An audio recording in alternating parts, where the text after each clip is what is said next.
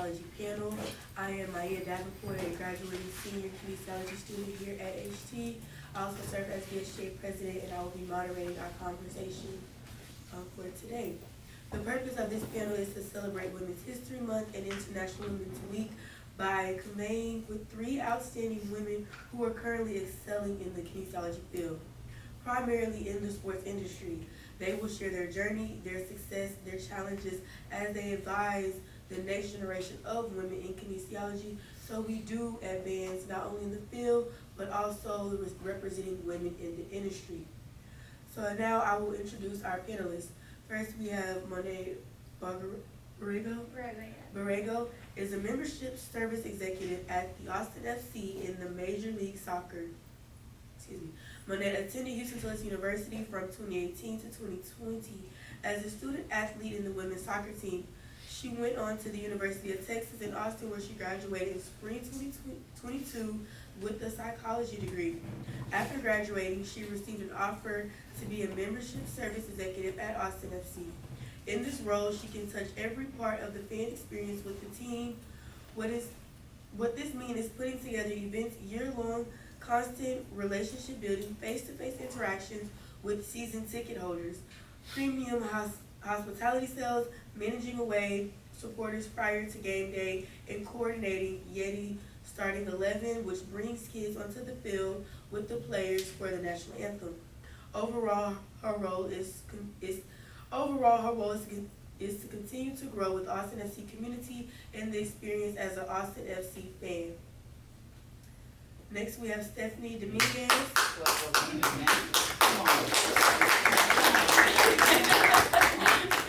Next, we have Stephanie Dominguez, born in El Paso, Texas, raised across the border in Ciudad Juarez, Mexico. Is a sports scientist and performance coach with the United States Soccer Federation, where she works with the U17 men's soccer national team. Prior to that role, she joined the exercise science department of the FC Dallas in 2019 as an athletic performance coach, where she worked with the first team, second team, and academic teams. Interesting facts about Stephanie: she became the first women athletic performance coach, congratulations, in a male professional soccer team when she signed her contract with the FC Dallas. Stephanie attended HT as a student athlete during her junior year. She graduated from Ashford University in Iowa, where she also closed the season as an all-women's soccer champion and received her master's degree from Liberty University.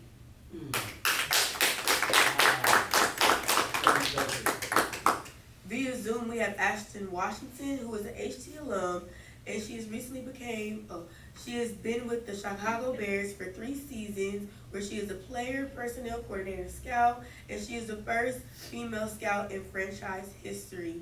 Congratulations, Ashton. Now that we met our panelists, we're going to begin our conversation.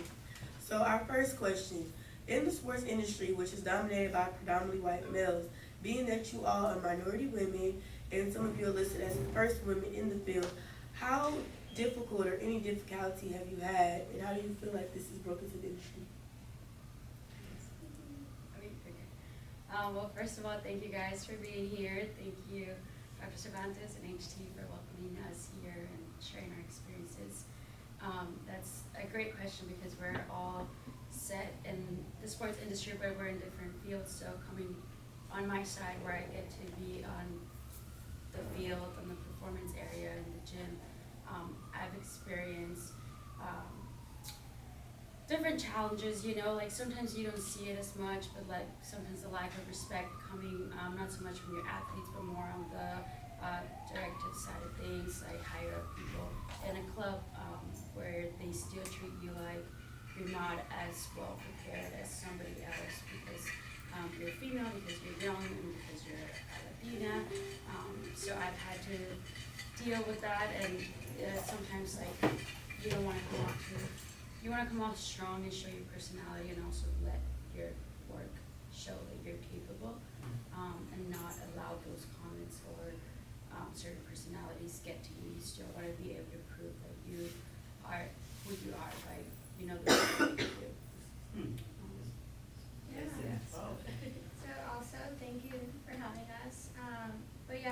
Stephanie said, we're all part of an industry that's male dominant.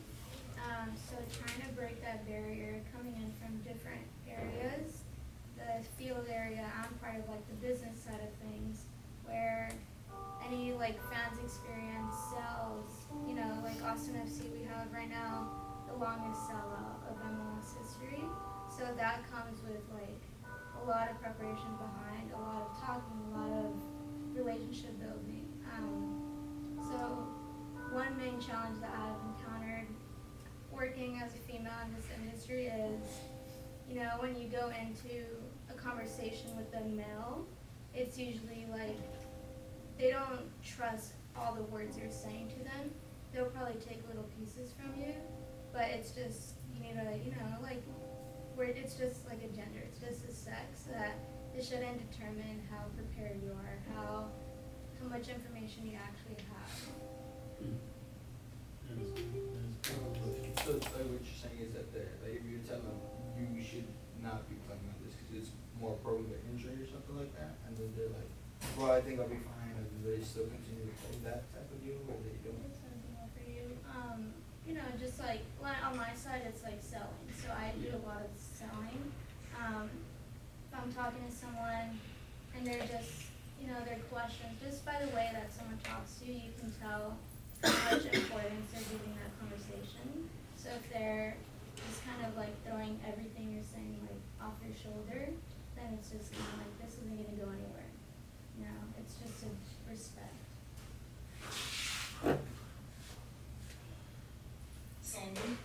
Yes, I can. Can you hear me? Yeah. Yes. Let's do it. You're not gonna ask that question when you're on Zoom. The first thing is, can you hear me? Can you see me? Well, one, thank you. Like everyone else said, thank you for having us. The second thing would be, I just noticed something about the seats in the auditorium. Those are brand new. Good observation. Hey, those seats are nice. But no, to answer the question, for me, I have not necessarily had issues with working in the field as a woman. I think it's just a personal opinion. It's about, you know, the way you come into it. Just, you know, having full confidence in what you're saying. And even if they don't think what you're saying, just, you know, in your mind, you know, you're right. It's just the way you come across. But that will be kind of just my personal experience. It's just my confidence has always helped me in a room where I might not fit, or a room where others in the room might not think I should be in that room. It's just, you know, knowing what you say and just backing it up. Okay, so all you guys touched on respect, confidence, and trust. How do you feel like you guys built that with your higher ups and with the team? Because you are women and they do look at you as less than sometimes. So how do you guys feel like you built that confidence, respect, and trust with them? I think a lot of it is part of what Ashton said. It's coming in with confidence. You know, like if you know your knowledge that you have, and obviously even when you're starting, like you're building up on your experience and your career level, but having that confidence out there for me was a huge thing on the way I approach my athletes. And when they saw that my athletes were able to trust me and we were able to create that good work environment, then higher ups were like, okay, like something right is happening here. Like my job was speaking for, you know, like my work was speaking for itself. I think that was huge to me. Just obviously you don't know everything all the time, and you're always gonna make mistakes. Like that's part of your growing in your career. Like you're not perfect. Nobody's perfect. You're gonna learn along the way, but if you step in with confidence, you're also willing to learn, and you're open-minded about growing. Like your athletes see that, the people around you see that, coaches see that, your higher ups see that, and that's when you start building that trust. And I think that was huge for me on my side. Yeah, I mean, very similar to that. I did not want to be in sports. That was not like my mindset coming out of college. And it just happened to be that, you know, my path led me here. But whenever you walk into a room, it's, you know, you need to walk in with that confidence. And you need to know that you belong in that room. You're not there just, it's not a coincidence. It's, you feel like you're there for a reason. So you just gotta let them know that you belong there, that you know what you're about to present, or if you're like right now, you know what we're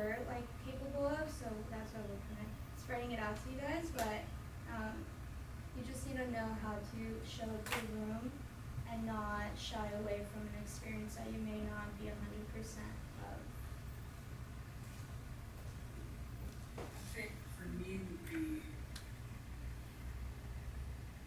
working hard and then knowing in my mind, well, one, I'm a woman, two, I'm a woman of color. So I automatically work harder than the rest.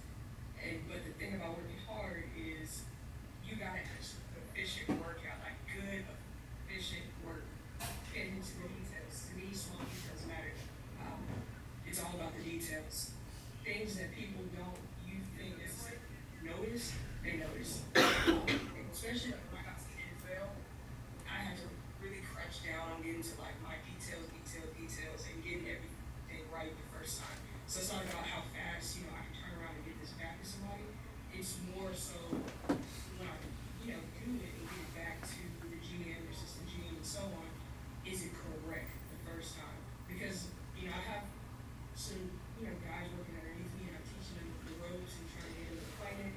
But if I give them something, when I think I don't ever think about it again. And what I mean by that is when I give something or someone gives me something, I want to always know in their mind it's going to come back right, it's going to come back efficient, it's going to come back, good, it's good product.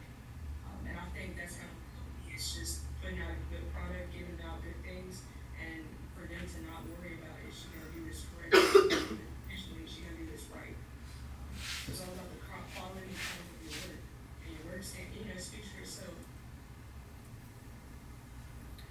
So, being that you all attended HT, excuse me, what ways do you feel HT prepares you for the mainstream sports industry? Also, do you have any advice for any young girls or young student athletes who are following in your footsteps? For me, HT was kind of the start of my path in kinesiology. I started off as a criminal justice major, and then when I moved to HT, I switched my major to kinesiology. So I started, experiencing more different classes here. You can ask doctors about this, but in his office almost every day, just asking questions, because I had this feeling that I was going into the sports industry. I was really interested in. At the time, I did not know what I wanted to do, what I wanted to do with sports. Like, I just knew I wanted to be involved in soccer. So I would come around and ask a lot of questions, try to get involved in projects. So it just really opened up my eyes to that, and kind of getting that sense of like, this is the industry I want to go into, and what I want to do. And I felt like I got a lot of support here from the staff, so it was great. At the same time, being a student athlete, helped me maintain myself in the industry, and staying part of soccer. So it was a huge thing for me. Obviously, I was only here for a year, but it was after that year I knew I was going to go into the exercise science field. I think in my path here at HT, it was more, I was always trying to find ways to get involved with the community itself. I was, there was like bone marrow registry, I was doing that, traveling with them. It was just finding opportunities for yourself that, a bigger school cannot. It's really hard to find small opportunities like this in like bigger schools. So I would say take advantage of that fully. And then, once Austin FC started coming and was a thought for Austin, I just had to get involved somehow. Started talking to people, connecting with them. Networking, that's a really big thing in sports, or now in just your career. But, I was just getting involved, talking to them, meeting up for coffee or, whatever the case was. And then that's how, you just start building up from there. As soon as I graduated, I didn't graduate from here, but my time here prepared me for this.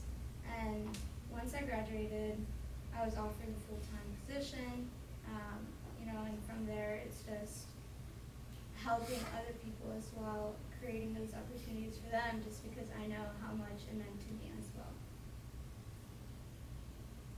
For me, HT helped me in different ways. Just being a person I am, I'm kind of like a natural grinder. Like, I don't know why, I don't know how, it's just kind of like it's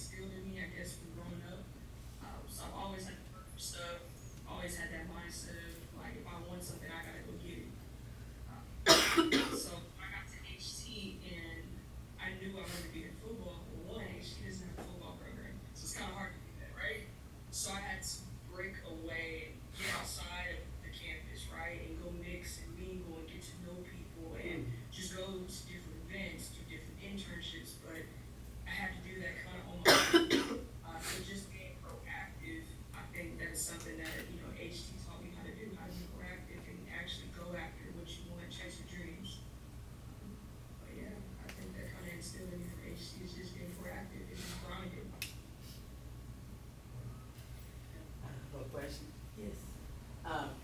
Ms. Monett, the question may not be for you specifically, but how do you deal with conflict? And what is the standard value that you bring on board because you're working with professional athletes? Maybe that person, their parent, may intimidate you, because how they're coming through.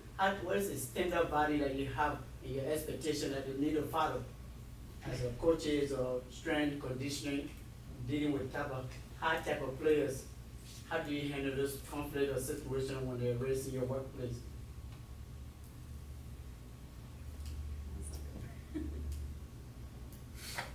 That's for me. And for both, except money. Yeah, you can go first, Ashton. Okay, I gotta make sure I heard the question correctly. You're asking about confidence of the players, or what is it? Yeah, your moral standard, the value, the quality that you carry on board, because you're working with high potential players in your environment, dealing with this high type of player when you see them. And sometimes they come to work, or they not come to work on time, What is your standard value, your expectation that you give them that they should follow your work ethic every time? Or sometimes you're not being intimidated by them because when they're peers, sometimes they're earning more money, they're making a lot of money, sometimes they have that confidence. How do they follow your program to be effective? I think for me, because I'm on the scouting side, so when it comes to coaching, that's just kind of what our coaches have instilled and kind of ingrained when these guys get drafted or these guys get traded here is, the standard of culture, program, organization, team, however you want to say it. But that comes from the coaching side, the coaching aspect of it. And our coaches are pretty straight to the point. And most of all our players, if not all, have bought into what that culture is, and that culture is exactly what you wanted to say. Exceed your expectations. So I think it's all about the coaching aspect of our coaches. And then for me, I think you're definitely right. You deal with a lot of different personalities. There's maybe you run into some egos because there are big time players on the teams, make big salaries. At the end of the day, they're professionals and that's their career. And I can set an example as a coach. I can show up early, let them see that I'm showing up on time, that I'm always ready, that all my stuff is organized, that they come into the gym or they come into the field and my sessions are prepared, so they know like, okay, coach is ready to go, like, why am I slacking, basically. And then at the end of the day, it's a reminder to them, like, you're getting paid to do this. Like, you don't follow up, they're gonna cut you, basically, like, so it has to be a little bit of responsibility for them as well, like, and them understanding that we're both professionals, we're both doing our jobs, and doesn't matter how much we make at the end of the day, like, it's rare when you have a personality that's gonna try to intimidate you. I've been lucky enough not to have many of those, but it's definitely like lead by example and then show them that also that you care for me. That's big, like a big thing. Like if I show them that I care for their success and for their development, then they give you back some of that, and we get on the same side. Thank you That very answer, much. yes. Yeah, that question is you summarize, both of you summarize, because this goes to my student and athlete. They're listening when we talk about professional level, right? When you enter the professional field, it doesn't mean how you earn. But just what you said, as a professional coach working with the people, setting up on time, getting ready on time, coming to time and doing your workup, put everything down, and they follow the steps that they know what you're doing. You don't beg for that respect, you earn it. I Yes. just say thank you so much for setting that moral principle. Thank you. So our last question would be, for the undergraduates, we are presented with a lot of options, a lot of opportunities for our future. How would you guys advise us about going about those options? How we pick which one will be the right one for us, which opportunity will be the right one for us in our future when we're presented with a lot of options that have really good pros and they have the same amount of cons. So how will we differentiate which one we should choose? Yeah, I think, like I mentioned earlier, my path was actually, I was really interested in technology. I wanted to do like computer, and then I got really interested in like psychology and how to talk to people, how to hold a conversation with someone, and how to actually like engage in it. So I think, find a hobby that you really like. For us, soccer. It was something that just sprung out to us. We're student athletes. That's what we pretty much grew up doing. So that's like a hobby that we actually love and care about. Make sure that you actually find a passion and you're strong about it, and it's something that you can see yourself going every day to work and saying like, I enjoy this. The moment you start disliking your position or disliking an interest that you thought you had is when it's all gonna change for you. So just make sure that it's something, you can see in the long term that you're gonna enjoy it every day. It's not gonna feel like work. It's not gonna feel like, you get to, like for me, I get to talk to people every day. I get to meet so many different like personalities every single day. On game days, it doesn't even feel like work just because I'm constantly hearing the excitement from people, seeing how excited they get from a goal, seeing how their day can change if we lose, just finding like different personalities in them.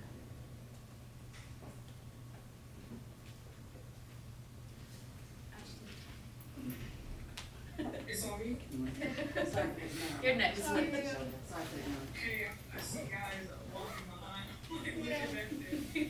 Can you go into the question more, say it one more time? So often in undergraduate, we're presented with a lot of options and a lot of opportunities. How would you guys, what advice would you guys give us when it goes to picking those options and picking those opportunities and choosing those options, and which one would be the right one for us? One thing it goes off to say is, what do you love to do? It's kind of like what she just touched on. No, you gotta go with the one that you feel is best. So if you have to say, hey, well, I think this is good for you. Well, how did they know necessarily what's good for you? You gotta go with the right fit. Let's say somebody, tells you to take the opportunity to come here to the NFL, right? Come in these positions. Well, one, you gotta look at different things from the full scope. Working here, you have to, it's like push and pull kind of deal. So for me, in my position, I see the people I work with more than I see my own family. So you got to make some sacrifices. And I think that's what you kind of got to look at when you have a lot of options in front of you, a lot of opportunities in front of you. It's the push and pull. Are you willing to make sacrifices? Are you going to take the easy route? Are you going to take the hard route? Like, what do you necessarily want to do? So I think it's a personal thing. You got to ask yourself. Yeah, I guess following up from both of them, it's the same thing, heart and intuition. It's really, you gotta follow your heart and intuition until it tells you where to go, because it's often, more than not, it tells you what you want to become, right? And I can tell you from personal experience, you're not always gonna get it right from the start. Like, I went criminal justice, extra science, I didn't know if I wanted to coach, like be a technical coach. I didn't know if I wanted to be sports rehab. I didn't know if I wanted to be sports performance, So at the undergrad level, what you guys have the ability to do is go out there and get some exposure on different positions or different environments, different teams, different sports, if you still don't know what you want to do. Because it's not always going to be clear. Some people have their path just clear as it is, and other people don't. And it's fine. It's totally okay. Like, just keep pushing, find what you love. Like Monett and Ashton mentioned, like at the end of the day, once you realize what you love and you're willing to sacrifice everything for it, then you found the right opportunity, the right career, or the right job that you want, and you're gonna end up staying there. So that was the last question of me. Now we're gonna open up to audience Q&As. So I have a question. Earlier they mentioned that you went all the way to Iowa. for a different school? Mhm. Was there any was there more of an opportunity for like a better chance of studying up there, or is just like just the person you need to get out of just go to school? So I originally started in Iowa. I went from El Paso to Iowa on a soccer scholarship. And then just issues with the team, I ended up, actually, I went back to El Paso. Not a lot of people know that. I went back to El Paso for a semester. And that's why I say some people have their path very clear.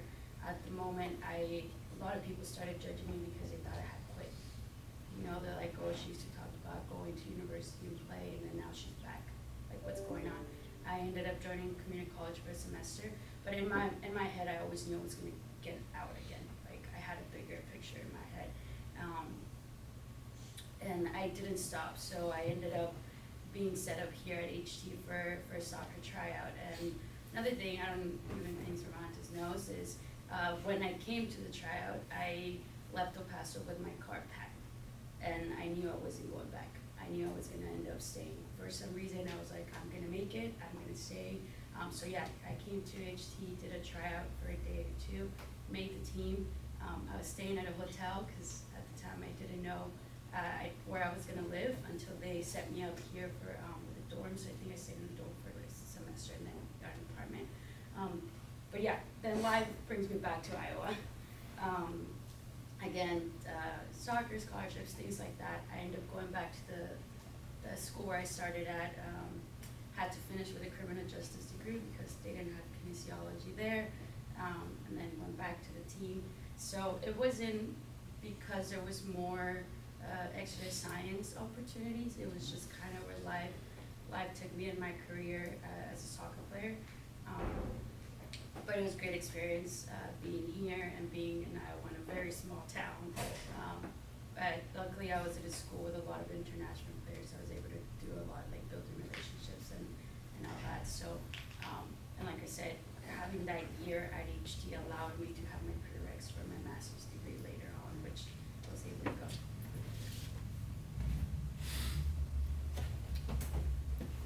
You talked about getting your master's. What school did you go to for graduate school? I went to Liberty University in Virginia. And when you, for graduate school, how did you figure out like that's where you wanted to go? It's another fun story. My brother was playing at Liberty University soccer team at the time. Graduated from Iowa, went back home for the summer, just visiting family. And I didn't know I wanted to do a master's. I've never been in law school, to be honest. I'm not the smartest, I don't think. But like I said, I knew I wanted to keep doing, and I was either wanting to go pro soccer player or continue my education. And then I knew I wanted to go into pro sports somehow, either playing or as a coach or somewhere in the field. I decided to do grad school, and I had a couple universities in mind, one of them being Liberty University because my brother was there. And then I just ended up applying there, went there, finished. I have a couple of questions. And what is the best way of communicating with people you work with in your work environment? And number two, what is the leadership quality as well? And what are some of the lessons in the way you enter those professional high-tech jobs? So our students have the opportunity, sense of responsibility, to listen to how they make their way through. I know money, they're touching it a little bit, I just want you to explain more on that. The way we communicate Yeah. with athletes and maybe other colleagues. Yeah, in your work environment, yeah. Yeah, I think for me, I've always been huge, even growing up, on not being so close-minded to my point of view and being able to listen to other people. So once you're not always going to be on the same page, but you have to respect other people's point of view and be respectful in the way you communicate. So it's always huge, and sometimes we can disagree, but that doesn't mean we're going to get into an argument. We're going to try to say, like, you know what, this is my point of view, this is where I'm coming from, but explain to me where you're coming from, what your how you view things, and then maybe can come to an agreement. I would say, yeah, a lot of it is respect, and then trying to read people and be culture on understanding, and maybe my way of speaking day to day is maybe they're not gonna understand me, so now I'm gonna try to find a way to explain things better to them. That's how I've done it. Maybe Ashton and Monett can share a little more. Yeah, pretty similar, you know, just knowing how to like read the room, read your crowd. If you're talking to your boss, you need to know how to talk to this person, how to provide them with your ideas and listen to their ideas as well. You know, you need to exchange ideas. That's how a lot of sports is created, you know, at least on the business side. It's not just one person's idea, it's everyone's collaborating together and kind of shooting it out to everyone else. But yeah, just knowing how to read your crowd and see how exactly it's best to talk to them at that point. I think it plays a part in all of it. One, you need to be in a leadership role, just learning how everyone communicates, because everyone communicates differently and everyone learns differently. So just getting to know people on my staff, in our department, across the building, and just learning their communication styles. I think the biggest advice I got probably 3 years ago from someone in player development was, you know, go if you don't necessarily understand how they're learning or how they, you know, how they communicate or how they need to be communicated to, just ask them, hey, you know, what's your communication style? You know, how many it's okay to ask those questions because it makes the work balance even better. It's just learning how to operate and like I said, communication and learning how to teach or what you know how they learn. That is great, great. Also, you mentioned how you got into I think it was philosophy. I think it was psychology. And you think that plays a role with how you're able to communicate with people around you where you're working at? Yeah, for sure. I mean, touching a little bit on it, it's just my job is surrounded by psychology itself, if you want to see it that way. Knowing how to talk to people, that's a huge psychology trait. Knowing how to read the crowd, read your room, and then also just finding tactics to how to get to someone is better than just like, again, that goes with those questions where it's like knowing how to communicate with a person. So if I'm just trying to shoot a message out in a general way instead of reaching you directly, then you need to find how to effectively get to that person that you want the message to. And then also just knowing how to interact with other people. But, yeah. Yes. Thank you very much. Because sometimes you have a chain of command. You can just go straight to the director, right? You pass through money pass through this, you know, the chain of command. Because most of our people do not know how protocol of communications work in the work ethic. Maybe you want to pass a message or convey your message, you just go to the CEO, and they're going to send you down. But thank you so much for the elaboration on that question. You know, I really do appreciate that as well. I have a question for Ashton.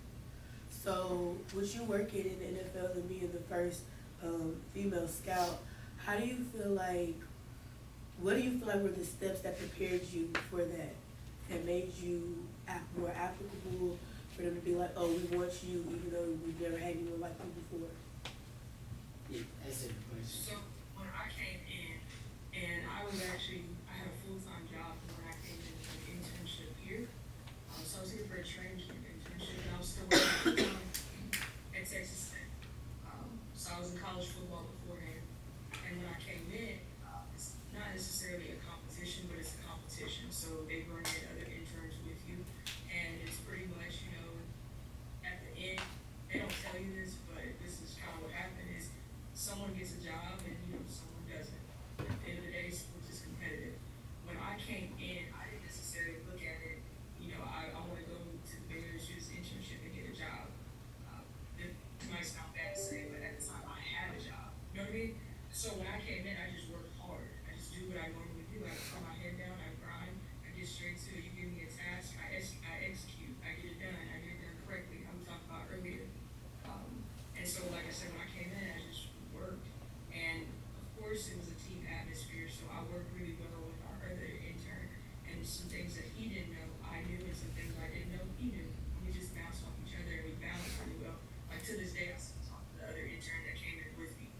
So again, sports is part of the relationship building, because now, he's in college football, he got a job, at a Power 5 university.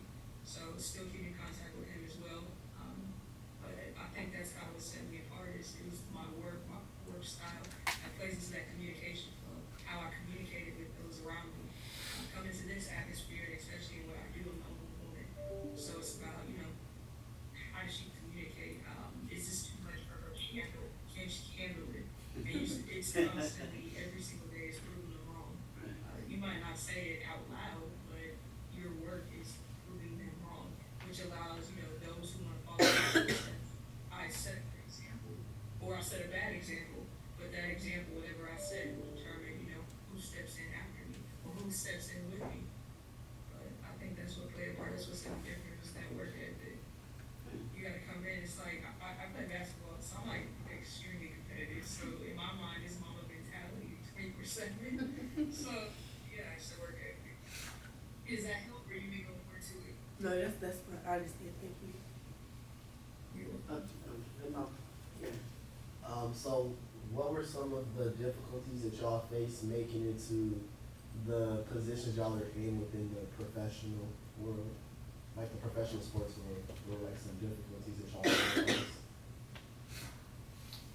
I would say, some of my challenges that I encountered while I was, I guess, in that process of getting to pro sports, is one, is this the right path? Like, is this the right step? Is this gonna be like the job I want?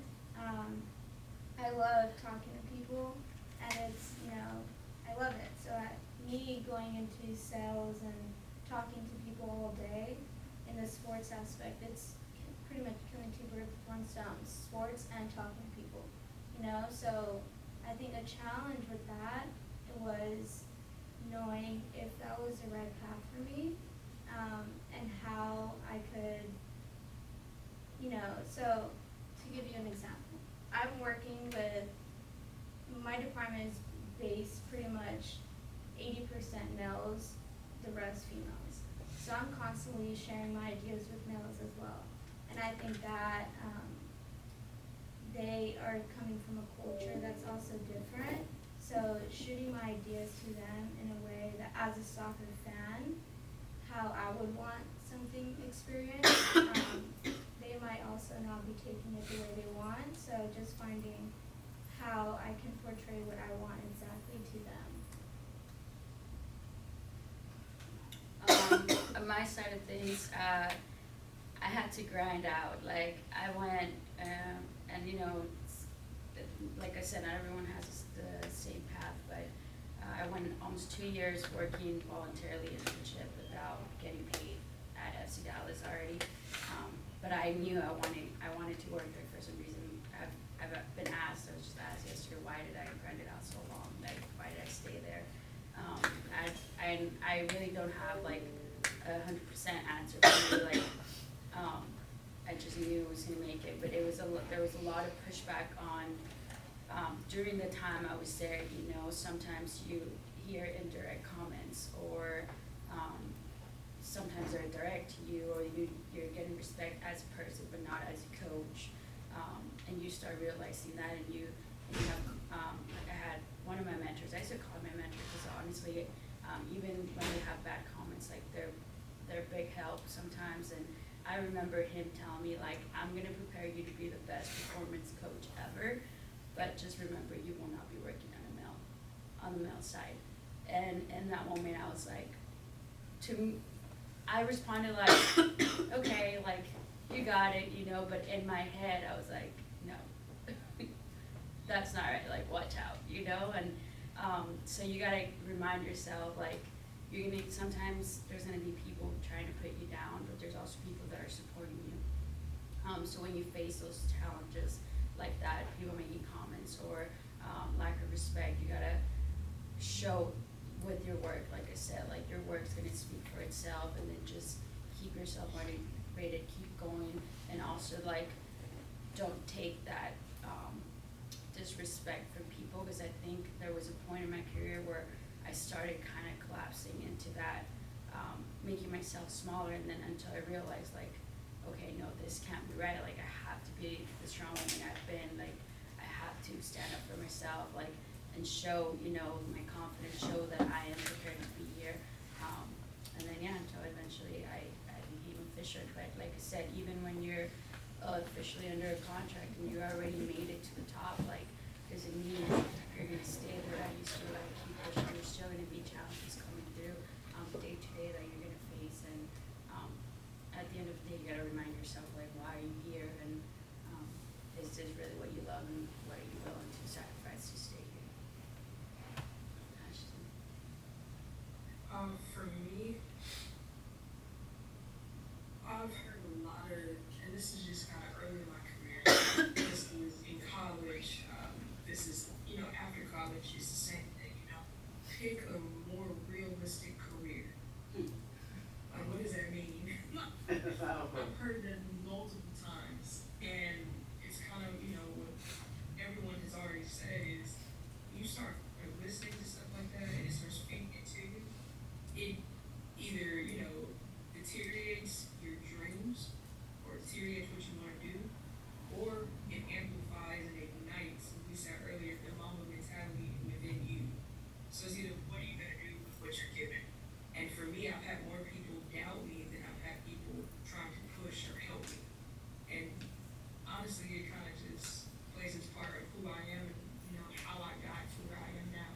It's just pushing off the doubters, pushing off all these people that say, you know, that said, pick a more realistic career field.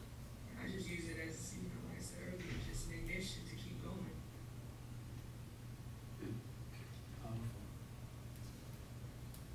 Got a last more question, and I promise you I won't say nothing again. So this question for the student. Yeah, I want you challenge the student if they have questions.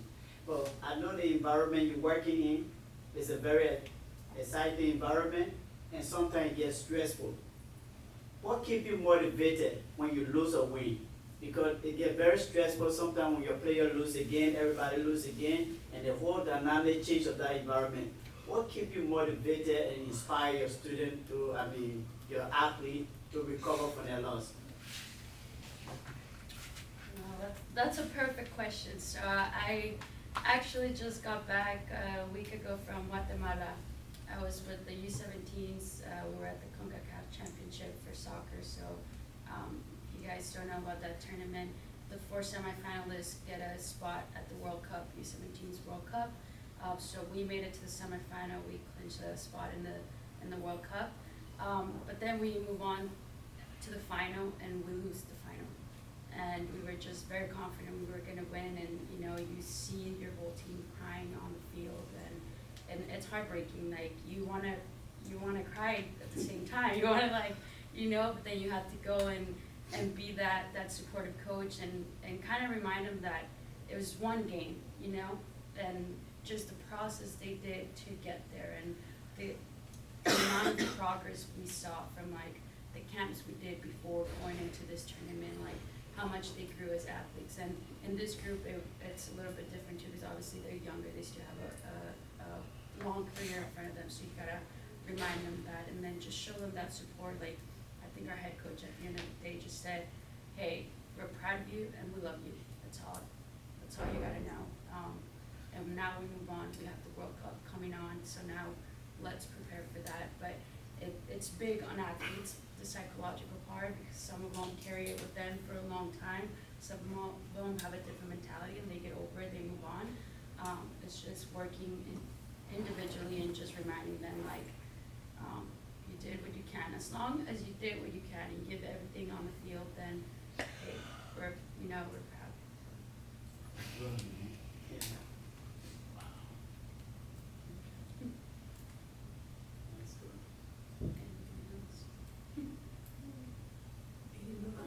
I'm done. They gotta ask. Yeah, the question for this guy, I'm done, I promise you. Any question?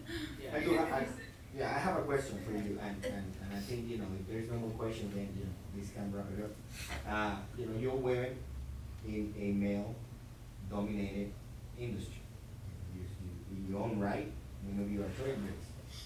Whether you are the first, women in scouting role with a franchise like the Bears, historical franchise in the NFL, who always have a spotlight. You know, everything that happens in organizations like that, you always get a spotlight. Men's national team, the same thing. You know, a growing organization like the Austin FC. What's your advice for women who want to get in the industry? For many of those who are here today, getting their college degrees, thinking about what's going to be my next step. What would your advice if they want to get into the industry that you're in right now? What would your advice for the next generation of women in this industry? I would say, ask questions, get to know what the industry is about. There's so many positions now, and it's a growing industry itself. It's not just kind of like Ash touched, where she gets these comments about, get a more promising career or stuff like that. The sports industry is legit, it's like there's so much to it. So just ask questions, you don't know what resources you should get, reach out to people. My personal favorite is LinkedIn, so just reach out to people all over the sports industry. 5-10 minutes to chat, get to know what their day-to-day is like. See which career field you're more interested in, the business side of things, on the field, where it just there's so many things to it that there's an opportunity for you, just need to find the right one. Go Ash. Sorry. Alright. There's so much advice that we can give you, and everyone's gonna learn as they go and you live your own experience. I think a huge one is opportunities. We always say, there's fewer opportunities for women, and it can't be right, but it's also how much are we putting ourselves out there towards those opportunities, And that's one of the conversations I had with my current boss one day, and it's some of these organizations are trying to make it even on the hiring process, where you have same amount of females and males, and Latinos and white, but are those people applying, and do you believe in yourself enough to go to that process, to apply for that job? You're not going to get every job you apply for.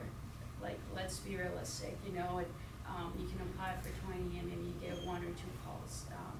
But once you find out where you want to go, and like I said, it could even be you end up changing your mind, be true to yourself, believe in yourself that you can put yourself out there, apply for the job. And this goes for women and men on both sides. But I think on the women's side, it's huge because sometimes we lack that confidence. So we're maybe I shouldn't put myself out for that position. Maybe, I shouldn't try. And it's yes, go out there. Let's create the opportunities for ourselves as well.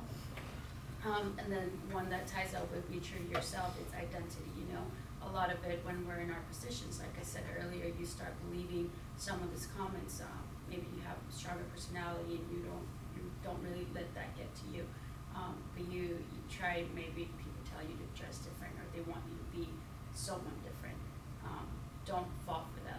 Always be true to who you are and who you want to be. And this reminds me a lot of a comment one of my friends that works at the MLB, her dad used to tell her all the time, if you're gonna go for the job, or you're gonna succeed at something, or even fail at something, fail by being yourself. Don't fail by trying to be someone else. And if being yourself leads you to success, then great. But even if you fail, but you're still yourself, you're still true to yourself, that's the good part. You don't want to be someone else. So I would say those two are huge for me. I love that actually. Yeah. And I try to stay true to that at all times. I try to be myself at all times because, like I said earlier, you spend more time with each people than your own family. So it's, if you're not being yourself, it's gonna end real soon. Real stuff is gonna come out. So I try to just be me at all times. Something that'll help generation behind, whether that's women or men, is don't get caught up in the logos. NFL looks cool, MLS looks cool,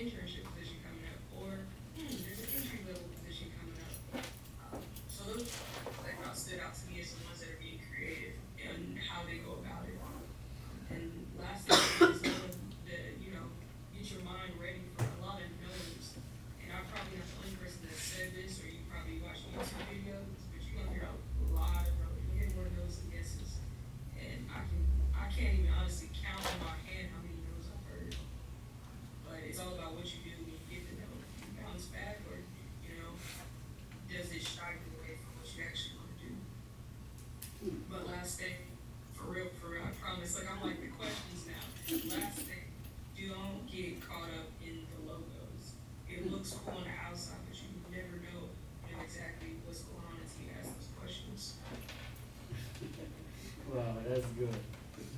Well, Ashton, Monett, Stephanie, thank you very much for your time.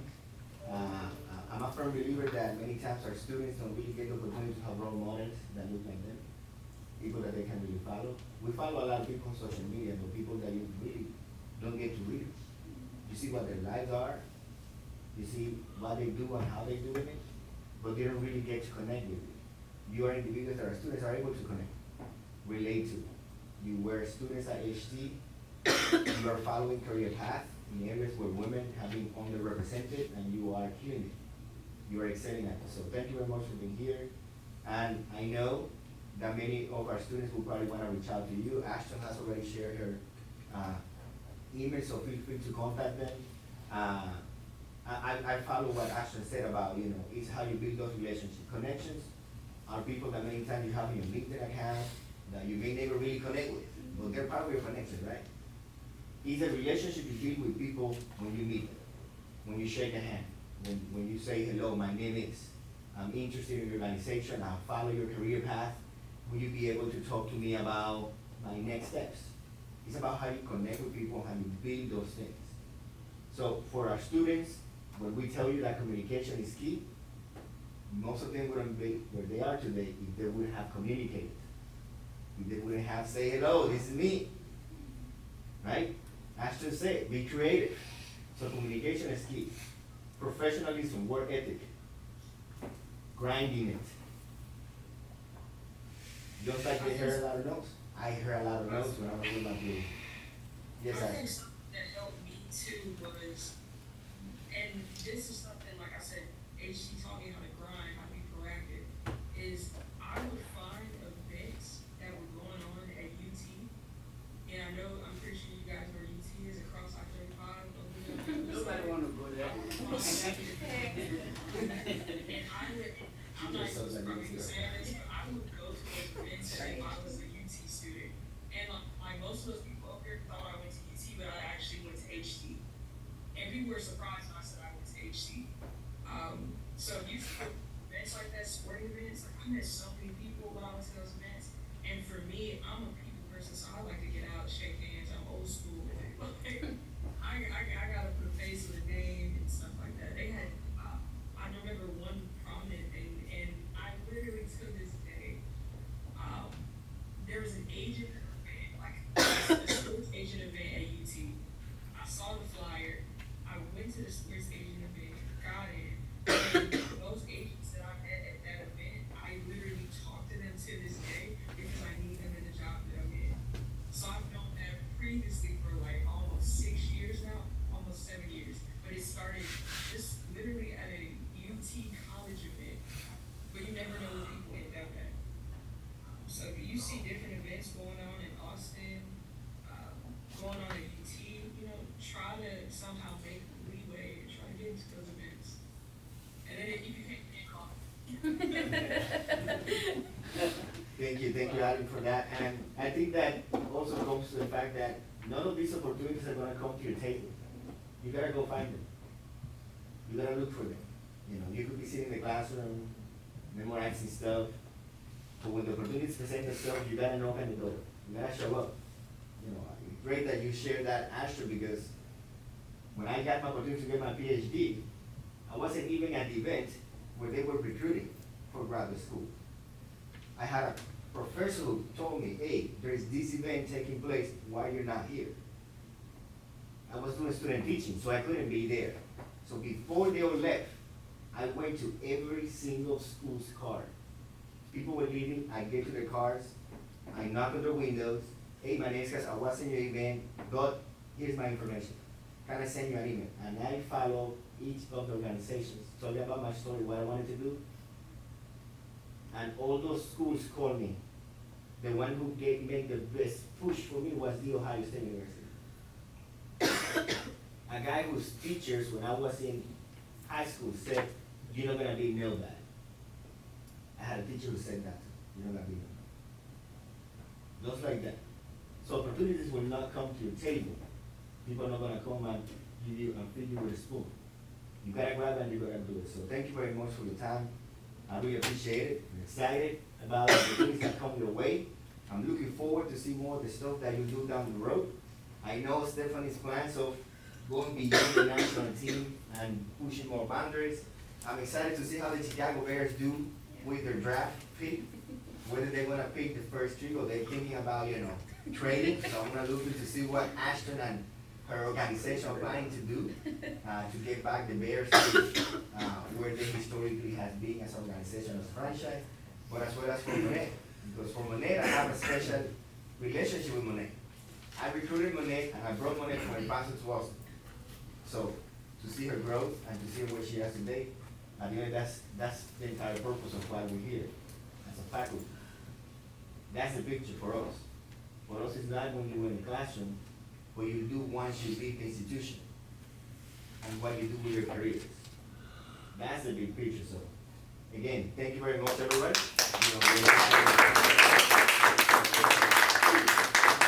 And again, I sent out their contact information for those of you who are here today, so you can follow with them. Maya, thank you very much for moderating the night.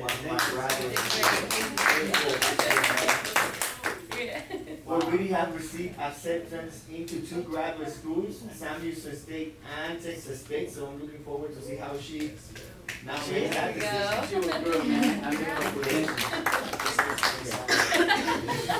Thank you very much. See, already Ashton told you Texas State. So again, Ashton, thank you very much, and we'll be chatting. Thank you for my 2 El Paso letter.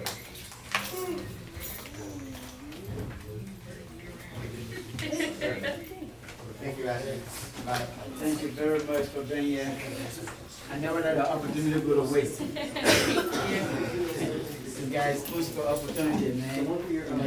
He's my mentor, man. The first mentor in my life. This guy, man. Thank you for coming.